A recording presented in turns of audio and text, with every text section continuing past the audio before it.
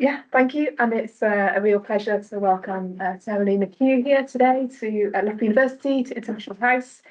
Tara's with us for a few days, so yeah, feel free to connect with her after the talk.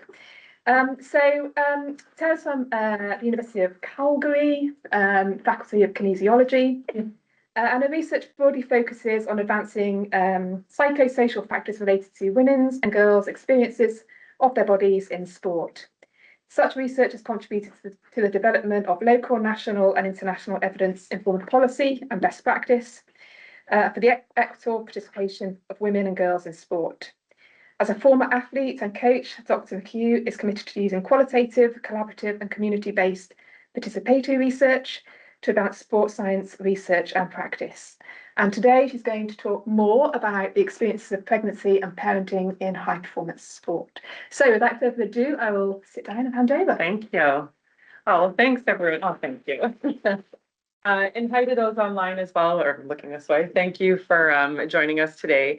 And I'm going to present a little bit today, as I've shared, thank you for the kind introduction, about some of the work I've been leading and co-leading in the area of pregnancy and parenting in high performance sport. And I know there are others in the room who are doing work in that area, so it's just lovely to have this opportunity to be able to share. I've put together probably like 25, 30 minutes of slides, but feel free, please just take down notes, and especially, I mean, I'm happy to be interrupted as well. But if you have questions, I'd love to chat. I didn't go heavily methods or theory. I'm really presenting more high-level findings and where we are and some of the action. But as a researcher, I love talking about the methods and the theory as well. So happy to take any of those questions or any of the other juicy questions you might have about some of the work that we've been doing in this, this space. And so I'm a Canada Research Chair in Gender Equity in Sport and Physical Activity. These are research positions in Canada. So I've recently moved to the University of Calgary. I was at the University of Alberta for 15 years of my career, and then went to the University of Calgary for this research chair position. And what this allows is dedicated research time throughout my whole career now, where it's 75% focused on research. So just a real exciting time to be able to be doing work and hopefully forwarding research in this space. I'm setting it up. I understand the context I'm in is not Canada, but I want to situate the work that we've been doing in Canada and then hopefully more globally as well. And so we know significant gender differences persist, and particularly in Canadian sport. And so this is how I'm justifying the work we're doing in Canada. But in Canada, we have, and our government has come out multiple times and said we have a target to achieve gender equity in sport at every level by 2035. We are in 2026, and I feel like we're a long way off, and I'm sure many of you in this room would agree. The Canadian sport policy, so this is our main policy that guides the work or the sport landscape in Canada. But as researchers, we're often trying to say, okay, how is the work we're doing in these spaces informing the policy, and how can the policy be used to even justify the work that we're doing? And so the new policy was just released in Canada for setting the stage from 2025 to 2035. Fortunately, we did see a line in the policy talking about the commitment to making all levels of sport barrier-free, including but not limited to achieving gender equity. So we keep seeing this notion and the importance of gender equity. My challenge as a researcher is what research do we have to inform the changes that are needed to get us to achieving these goals around gender equity in sport. So that's our Canadian context. I don't need to tell you, I'm sure, sitting here today, this is a global problem. In 2017, the IOC launched their Gender Equality Review project that resulted in 25 action-oriented recommendations, including equal participation opportunities. I'm sure many of us have seen, on the highlights that we've reached gender parity in terms of participation rates at the most recent Olympics. I always want to put an asterisk and push back and saying we may be seeing some of these equal numbers in terms of women on the field or in the sport or participation. But the avenues and the ways in which they got to those that participation rates have been very different than their men counterparts. Should have started with an asterisk. I'm going to use men and women throughout this. We can have a whole talk about gender and sex at the end of this. If you want to ask me questions, I'm thinking about women in the most inclusive terms throughout this presentation. And so The IOC also has 21 gender equality and inclusion objectives that were outlined for the 21 to 24 period, including eliminating discriminatory laws, policies, and practices, and promoting appropriate legislations, policies, and action in this regard. So we keep seeing these languages again around these commitments and what needs to be done. The IOC coming out with very clear statements around gender equality and inclusion are fundamental principles of Olympianism, but we're still missing the mark in so many different domains. I'm going to be focusing on one area today.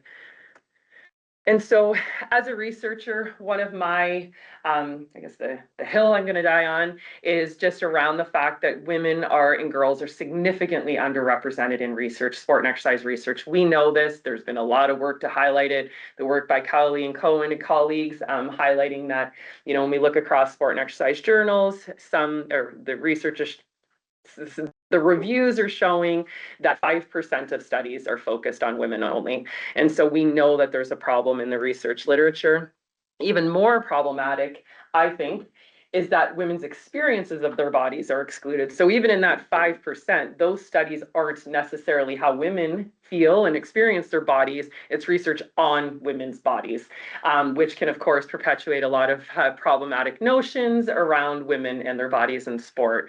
And so broadly speaking, my research commitments are strongly grounded in trying to build a body of literature that's grounded in the experiences of women, so particularly through qualitative and community-based work, in and around their experiences of their bodies in sport. So body image, experiences of the menstrual cycle, and what I'm talking today more around pregnancy, postpartum, and parenting. But I just wanted to set it up in terms of where I come from in terms of my work, but certainly doing work broadly in and around women's experiences of their bodies today, pregnancy, and postpartum. And so I put this, a few of our, these weren't necessarily our participants, but women that we've worked with in sport have highlighted, and I'm just going to read my screen here, that when we're focusing on women's experiences in sport, and although this has been kind of the focus of my entire 25-year research career, it really struck by a statement that probably about 6 years ago, one of the participants in our study had just said, if we want to address gender inequities in sport, if we really want to make things better for the next generation, we need to learn from athletes and their experiences. I keep looking at Kelly and other athletes, I'm sure, and I said it just seems so, it's almost nonsensical that we need to say that if we really want to understand, we need to talk to, but it still continues. We continue to perpetuate these bodies of research that their voices have been absent. And I think we're seeing a real positive change in the last little while, but certainly more space for growth in that area. And so my work, again, grounded in the experiences of women in sport, primarily athletes, and moving towards working with coaches and officials. But my whole program of research, if you will, is community-based participatory research. So when I'm talking about the studies today, I am not going to get into the nitty-gritty of each study that we did complete, but I want you to know that all of our research falls within this broader transformative program of research. So community driven in all of our studies, ensuring that we have athletes, coaches, sport administrators, we have a team that are working together to help identify the questions and drive the research, which includes, depending on the context we're working in, whether we're calling it research and or community advisory boards. And not just at the beginning in terms of helping us identify what the questions are, but also all the way through. I can assure you that not too many of my participants are doing line by line and qualitative analysis, but certainly helping us to make sense. And before we're putting our findings out there, ensuring that there's consensus in terms of the messaging that will be coming out and how we're mobilizing this. And if probably some of you are working in and around participatory research approaches or critical research approaches, ensuring that we're building on the knowledge, strengths, and resources of all our partners. So understanding I'm coming in as a perspective as a researcher, also with some sport experience, but not at the level of knowledge that my participants carry in terms of their own lived experiences. And then ensuring that we have action. That's always been a core to the work we're doing. We don't want to do research for the sake of research. Most of us say that and try in our ways, but it's so challenging, as we know, to create action and make those changes. And so I wanted to start with one of the earliest papers. So I've been collaborating with my colleague, Dr. Margie Davenport, an exercise physiologist.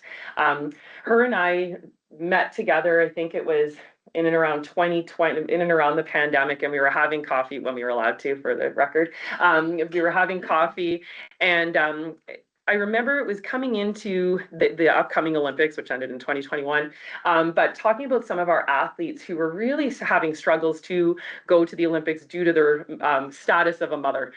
So one of our basketball players at this time had just had a baby, and she wanted to bring her newborn to the Olympics, but in 2020 Olympics, they weren't allowed to have spectators, and having a 6-week-old baby was considered a spectator. So now she was challenged in terms of how she was going to be able to go to the Olympics and participate, as she was breastfeeding at that time. So it just started a conversation, and we're like, you're expert in, exercise and pregnancy. I come with this sport expertise. Hi, Mitsu. And to be able to pull in together our expertise for a program of research. So this is where it started. So we put out a call. We went online and we working through our own personal and social networks, but also the response was phenomenal. So women were ready to talk, and women high performance athletes about their experiences of pregnancy as a high performance athlete. I'm not going to go into every single theme. Of course, there was more than 2 quotes in this study, but just setting the stage, and that athletes are talking about, they want there to be more concrete answers about what I can and can't do. Can I actually harm the fetus? Am I going to harm my baby? And then athletes also saying how they didn't want to discuss it with their coaches until they had to, because they were afraid that their coaches were going to worry about their commitment to the sport. And again, these were all, I didn't say it, but we had 15 high performance athletes from across the globe, but primarily in North America and the UK. And we had all international level experience, so primarily Olympic athletes. But what I want to highlight here is it's interesting now, because this study was published in 2022, I think, how much movement we've seen now with the new FIFA guideline, different guidelines that have come out. So even when the athletes were talking here, there was very little, and we're talking only 4 years ago in terms of some of this work. So this was one of our earliest papers. I am not one to slice and dice qualitative research and try and get as multiple. This was one time, I think, in my entire career where we've taken a data set and published 2 papers. And so it was the same data set. We, in our initial exploratory stages, thought we could talk about pregnancy and postpartum, and there's of course a lot of overlap. We just could not get all of the juice and the wonderful depth that we heard in one paper. So we were upfront about that. We said we had the initial part was our qualitative research around pregnancy, and then this one was their experiences of return after childbirth. And so in this research, of course, a lot of overlap in terms of experiences. We didn't double dip, so we did not put any of the same data, if you will. So it kind of worked out well. The way we had our interviews set up is that we had the first part, talking about pregnancy or thinking about pregnancy and their pregnant experiences, and then more their postpartum. So we were actually quite easily able to split up the data. But what really stood out here was this idea that the athletes were talking about the return and how they wish they had more time, right? And so this one quote, I would like to have policies around maternity leave. If I wasn't ready to come back, our team would have had to forgo our spot at the Olympic trials, right? So the pressure on these athletes to come back like 2-3 weeks after having babies in order to get into trials, and because the systems weren't set up to allow them any other opportunities and ways to participate. And then another athlete sharing, I just remember I went to do and talking about her own, we called this theme new bodies, but talking about how she did get back into activity very quickly after having a baby, and I mean within weeks. And she said, I just remember I went to do warm-up activity, I just fell over, like my spatial awareness. I'm sure my boobs were huge compared to a normal athlete. I was a mess. I felt terrible. It was gross. And so again, this lack of guidance, but also how athletes are trying to navigate these new bodies, in particular with high performance athletes who are used to a certain norm with respect to their bodies. Challenge here is the intersecting considerations around feel the pressures to come back so quick, but then the athletes, of course, want to get back. So just trying to think about how we're navigating these experiences, and me as a researcher thinking, okay, how do we take these experiences and move them to some sort of actionable change that can support them in their journeys as a mother and as an athlete? And so taken together, I gave you 2 studies. There's more. And what I want to say is that through the work we've been doing, it's try and not think about our work. Of course, we don't in qualitative work. We're just trying to see what's happening, who's doing work in these other spaces, and trying to pull together this body of literature. Of course, we don't want to come out and make recommendations simply from 15 people, not that those aren't valuable, but how do we look at this body of literature together? And we're seeing consistencies across of a lot of the amazing work that's coming out in these domains across the world and with other colleagues, that, mom and athlete can't be in the same sentence, but you can totally do both. We can empower women to do both. And, athletes really talking about the need for communication.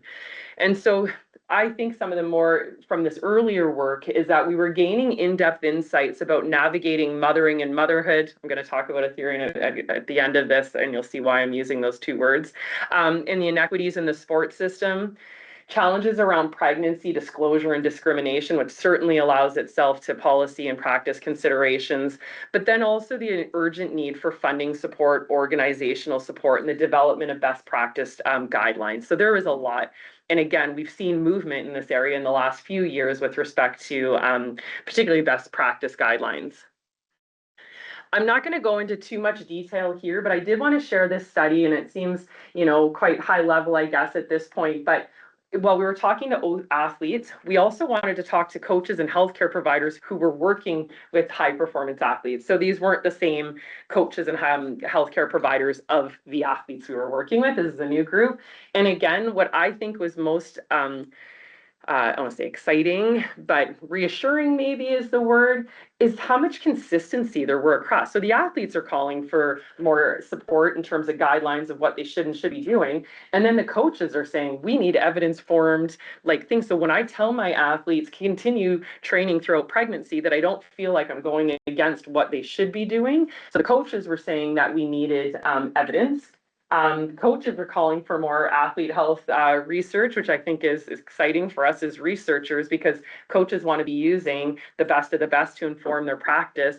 And then also the need, they're saying, we know we need this communication with our athletes, but I understand why my athletes aren't coming to me, because they're worried about what's going to be taken from them. So I think the synergies, not that that's what we do in qualitative research is look for similarities, but in this case, I'm like, oh, this is actually good. If they're all saying different things, we're in trouble. But it felt like we could have something that was a concerted effort.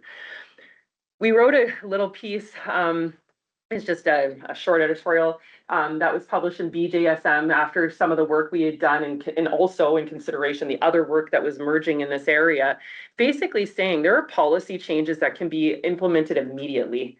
We don't need to, there's certain things that are just intuitive. We have enough research, we can do it now. And that's been what we wanted to make sure that people knew. We don't need to, of course, we want to keep having more and more research to support it, but certain things we could do now.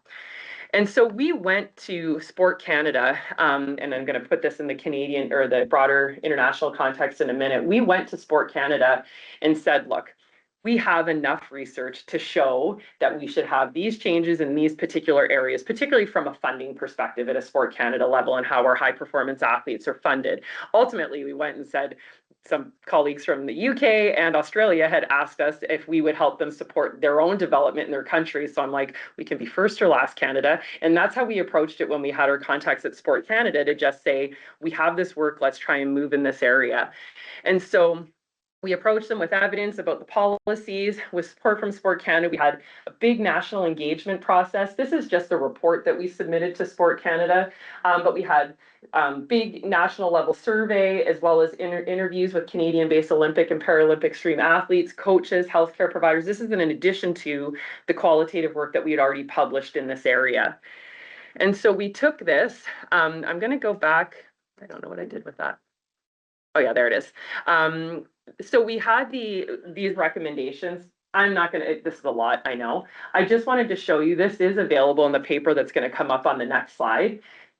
Look, they're much more detailed in the paper. I just put 1 or 2 lines on it. The key was that we needed new funding cards to support our pregnant and parenting athletes. Not sure how it works necessarily in all countries. I have a better sense now, but essentially in Canada, our high performance athletes are funded in junior and senior cards. And so our Olympic level athletes are usually our senior cards. Each team, each national sport organization gets a certain number. So hockey might get a certain number, athletics. And then though, these number of cards are static, or they were. And then if an athlete comes and gets pregnant, they take that funding with them, but it's their injury. So pregnancy was considered as an injury, which is problematic in itself. But the fact then that they went away with this injury card, and then if you come back, and which athletes were sooner than you probably should have, get injured, they need an injury card, but they can't because they already used it because they were pregnant. So you can see how problematic that was. We also talked about the need to have extra funding sources, particularly for athletes with children under the age of 2. So we had these recommendations that were based on this in-depth research that we did. We ended up publishing it in BMJ Open Sport and Exercise, just so that other countries could see how we did it in Canada and what we were able to do, like the process and this engagement process. But the most exciting thing is that Sport Canada after this, and last year in 2025, implemented 3 of our recommendations.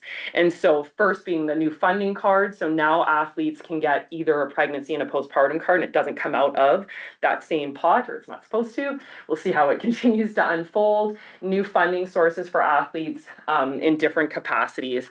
And it actually made pretty great news across our country. Pregnancy no longer considered an injury. I think this heading is actually hilarious, but regardless, it was a huge win for all athletes, I think, in Canada in terms of moving. There is a lot of space and more work to be done. But the fact that research and working with athletes, most importantly, that their voices form this knowledge base, which made this change in our country, is a huge win all around for researchers, athletes, the whole piece.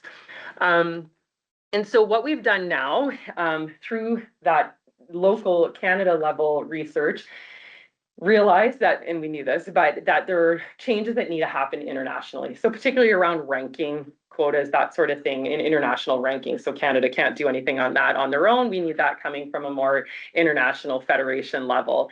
And so with support from Olympic Studies Center, our team was developing international, or is, policy and practice recommendations. So again, more international focus level.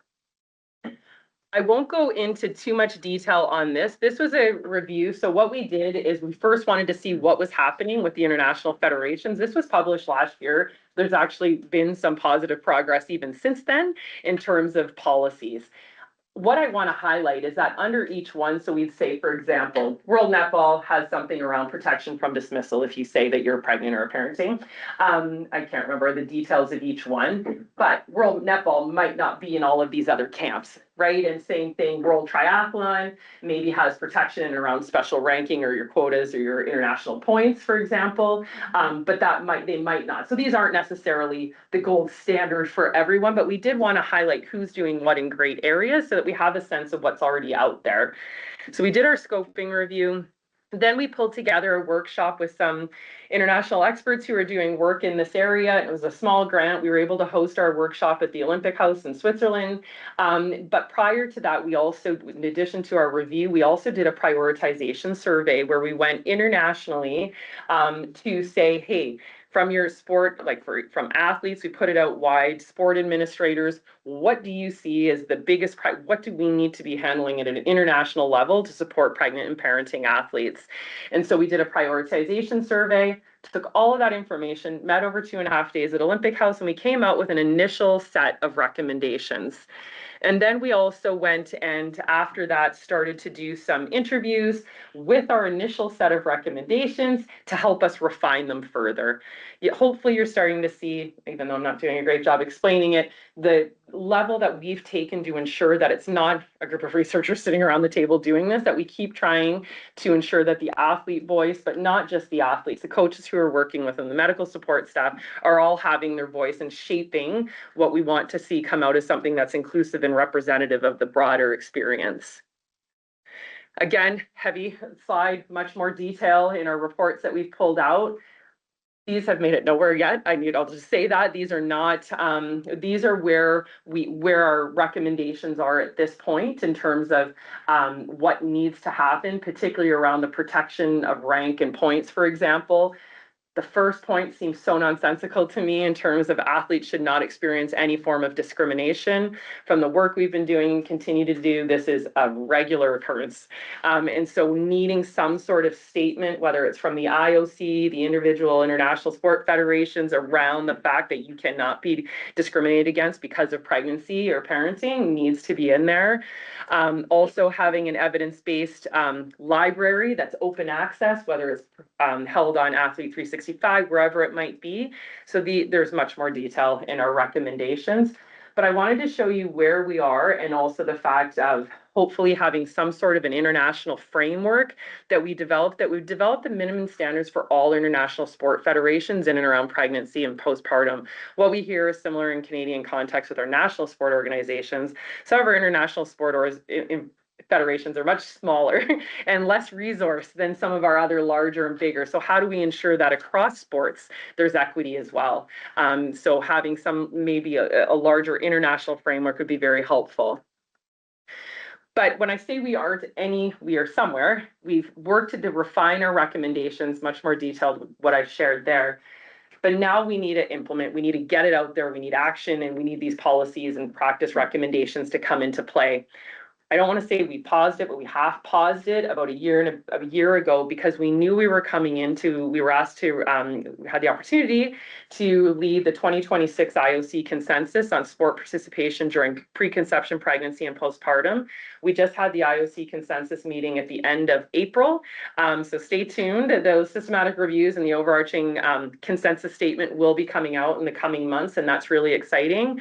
But one of the key pieces for us is that we want, unlike our 2016, which was an amazing piece of work at that time, but there's clearly been a lot of work more recently, is to incorporate more of the biopsychosocial considerations, which we didn't have a body of literature at that time to inform necessarily the consensus. So what we're hoping to see as the consensus come out is some more of these biopsychosocial considerations, and as well as hopefully weaving in some of those recommendations throughout and alongside the new data or new consensus statement. So that's where we are with the recommendations, hoping to see that weave throughout our consensus that'll be shortly coming out.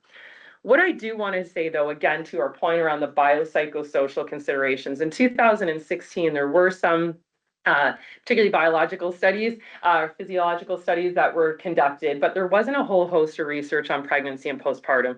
In the last decade, there certainly was some before that, we've seen a surge in a great way, including, again, people in this room. I'm just highlighting a few, even very recently, like this month, I think, but some of the work, by Emma, by Kelly, and you'll see lots of other names that you see on this slide. So I've tried I didn't put any of my own in there.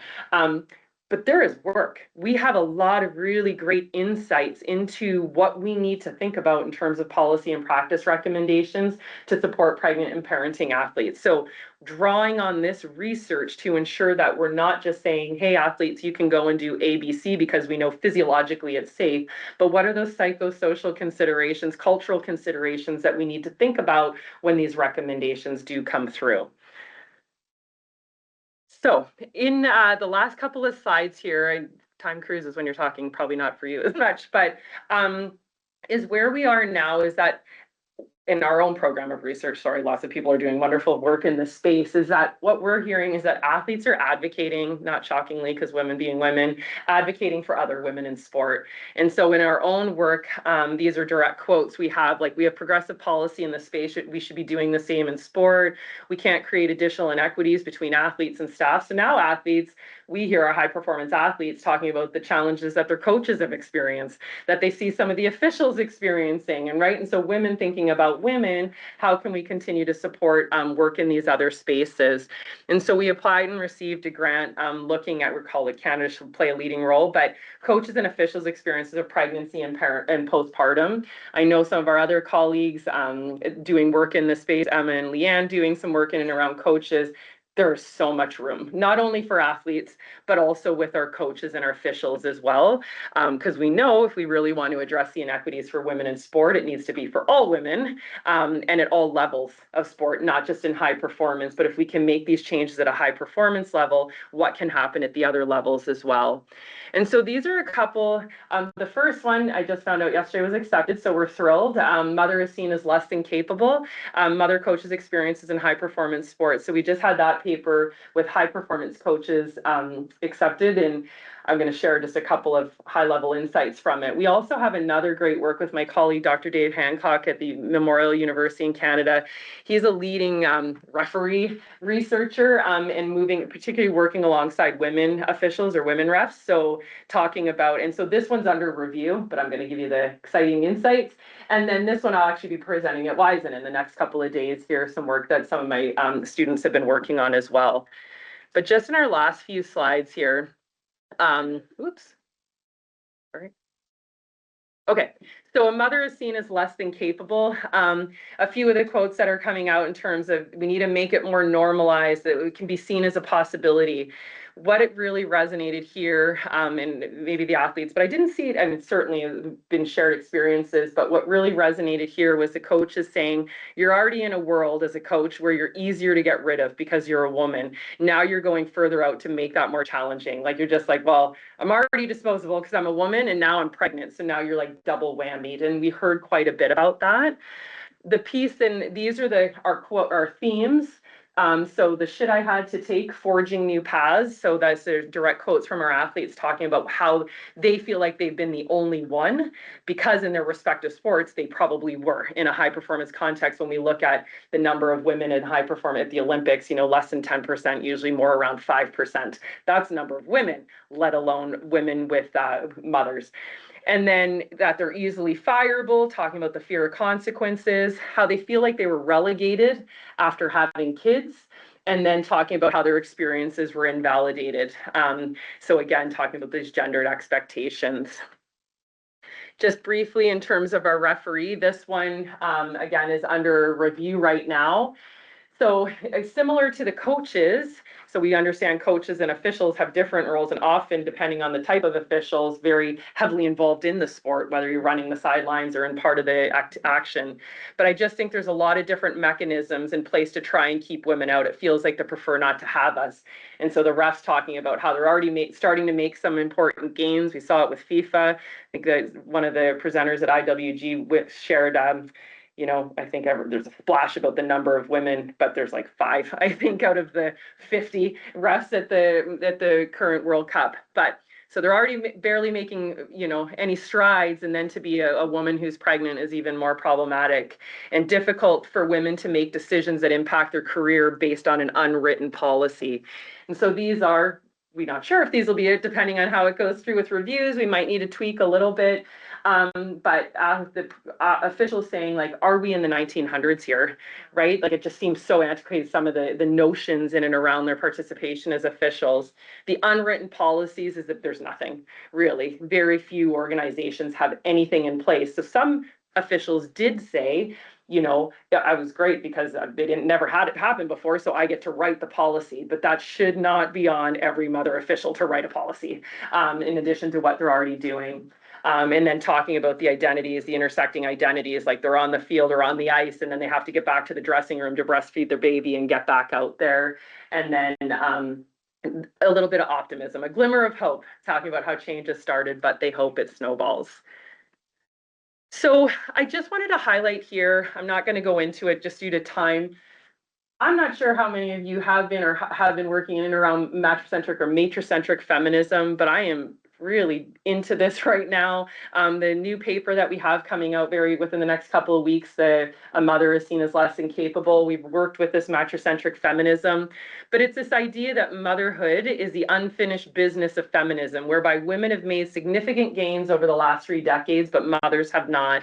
And Andrew Riley, she is a force to be reckoned with. And you read her work, we came across this theory. I work a lot in feminism, so I'm not new to critical theories. I'm often working from a feminist perspective, but this theory has been something else. So talking about how mothering is work that's important and valuable to society, but not the sole responsibilities of mothers.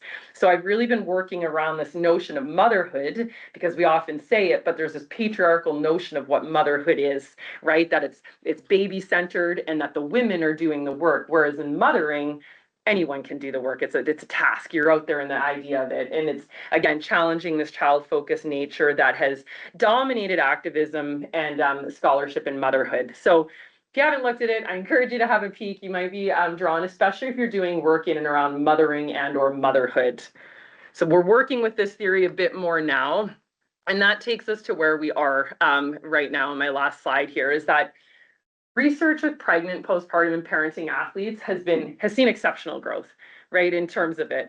But I always want to put this caveat: there is still room for a lot more, right? When we look at the vast sport literature, our women are underrepresented, mothers are underrepresented in the sport space, and so we need a lot more. And I'm arguing for more critical research. And so even if those aren't the spaces that we're necessarily working in, I think given the social, political structures that are limiting and continue to limit women's participation in sport, if we really want to advance the field, I think we're at this.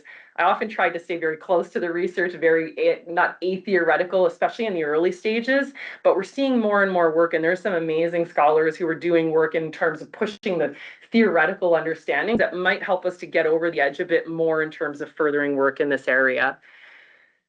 Athletes have shared their experiences that have informed practices and policies. We're seeing amazing growth in this area in terms of, like, again, triathlon, world tennis, FIFA, like the different organizations. But again, there's still a need for a lot more. I don't want to see us or any of us as researchers or practitioners, anyone getting complacent and be like, well, we've got a bit of work done. It is not perfect. Even when we're looking through what's been done in Canada and internationally, there is way more. It is like we are hitting the bare minimum.